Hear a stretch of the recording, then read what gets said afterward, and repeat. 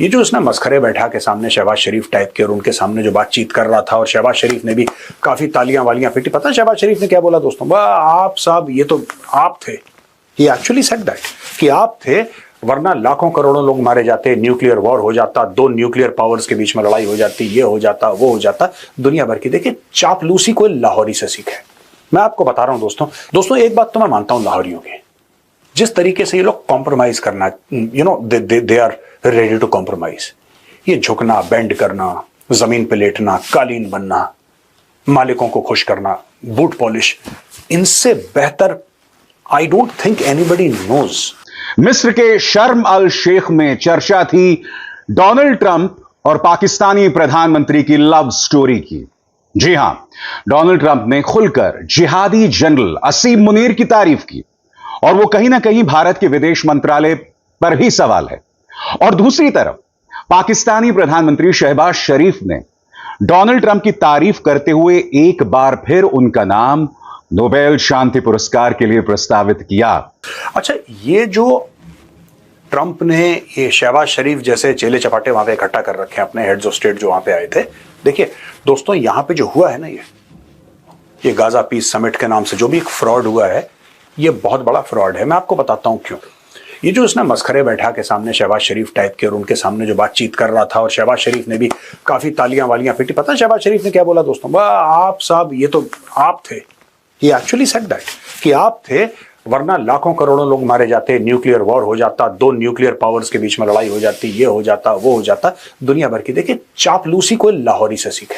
मैं आपको बता रहा हूं दोस्तों एक बात तो मैं मानता हूं लाहौरियों की, जिस तरीके से ये लोग कॉम्प्रोमाइज करना, they are ready to compromise. ये झुकना, बेंड करना, जमीन पे लेटना, कालीन बनना, मालिकों को खुश करना, बूट पॉलिश, इनसे बेहतर I don't think anybody knows. और कोई आता भी होगा, लोग ना शर्म के मारे नहीं करते, but that aspect is also missing.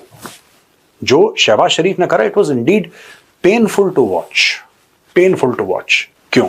मुझे कोई फर्क नहीं पड़ता पाकिस्तानी जो करें यार, अपने को क्या लेना देना, लेकिन आपको ऐसा लगता है यार कि आपने गोरा देखा, पागल हो गए बिल्कुल, आप बिल्कुल पागल हो गए या बावले हो गए वहां पे कि आप लेट गए बिल्कुल उसके सामने, और आप तारीफ पे तारीफ, तारीफ पे तारीफ, तारीफ पे तारीफ। क्यों तारीफ कर रहे हैं? इसलिए नहीं कि देखिए तारीफ तो इजरायलियों ने भी खूब करी, स्टैंडिंग ओवेशन दिया, स्टैंडिंग ओवेशन, पीटी ताली उसको, ये सब उसको प्रॉपर पार्लियामेंट में लेकर आए, पूरा प्रोटोकॉल दिया। लेकिन इजरायलीज की तारीफ जो थी, राइट, इट वॉज स्ट्रेटेजिक। उनको पता है, और ये मैं प्रूव करके दिखाऊंगा जो मैं कह रहा हूं। मैं कोई डिफेंड नहीं कर रहा किसी को, मैं प्रूव करके दिखाऊंगा कि क्यों उनकी तारीफ स्ट्रेटेजिक थी। They used Trump's visit to the Knesset and his public address like an information warfare tool.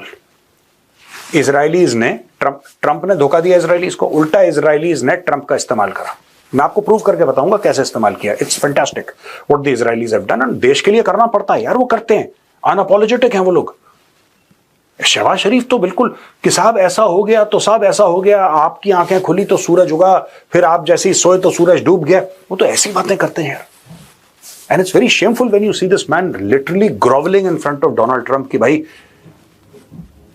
या तो इज्जत का कॉन्सेप्ट नहीं होता पाकिस्तान में, गैरत का कॉन्सेप्ट नहीं होता। मोदी जी को बुलाया था, I believe it was a joint invitation by the US and Egypt. Modi ji नहीं गए वहां पे, ही सेड मैं नहीं जाऊंगा यार, मेरे पास और काम नहीं है क्या, यही काम है क्या? क्योंकि सबको पता है ये जो हुआ, ये क्या हुआ। दोस्तों एक गोरा राजा आया, मैं आपको फैक्ट बताता हूं, जो लोग इसको 10 बार एनालाइज करें, इसमें एनालिसिस का कुछ है नहीं ज्यादा। एक दो पॉइंट है, मैं आपको एंड में बता दूंगा। एक गोरा राजा आया, समझिए ध्यान से, एक गोरा राजा आया। उस गोरे राजे के सामने बाकी सब लोग जो इतने गोरे नहीं थे, उन्होंने प्रणाम करा, जमीन पे लेट गए। यह हुआ वहां पे, ठीक है? क्योंकि वहां पे ना इजरायली थे ना हमास थे। डोनाल्ड ट्रंप ने अपना दायां हाथ लिया और अपने बाएं हाथ से उसको मिला दिया, इतनी सी स्टोरी है। और उसको कह रहा है कि अब मुझे नोबेल प्राइज दे दो। उसने शहबाज शरीफ जैसे कुछ चमचे वमचे इकट्ठा वहां पे करे जो ताली बजा, और मालिक मालिक आप, मालिक आप, बस इसी चक्कर में चापलूसी में वो रह गए और ये इन्होंने काम कर। ये समिट करवाया क्यों? किसके पास इतने पैसे खुजा रहे थे कि 10-20 देशों के हेड्स ऑफ स्टेट को इकट्ठा वहां पे करो, इतने कैबिनेट मिनिस्टर्स को इकट्ठा करो, एक मिनी यूएन टाइप का वहां पे लॉन्च करो और सबके सामने ट्रंप को ताली। ये किसके पास इतना पैसा खुजला रहा है? क्या तो ट्रंप ने इसको फंड करा है? Egypt certainly does not have that kind of money कि सबको बुलाओ यहाँ पे और ये करवाओ. It's a convenient space, a convenient place to do it.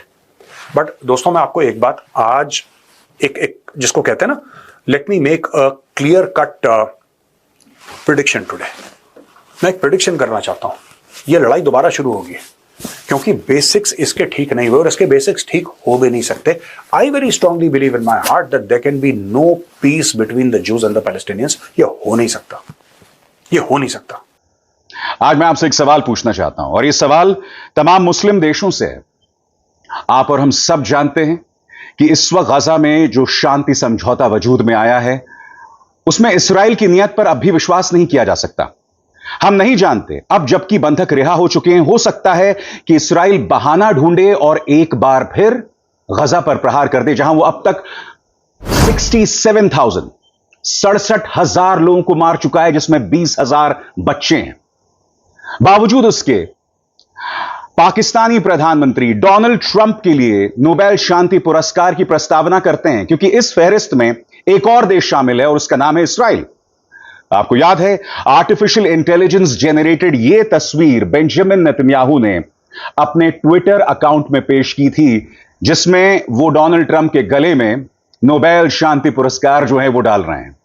यानी कि दुनिया में इस वक्त सिर्फ 2 देश हैं जो चाहते हैं कि डोनाल्ड ट्रंप को नोबेल शांति पुरस्कार मिले, इस्राएल और पाकिस्तान.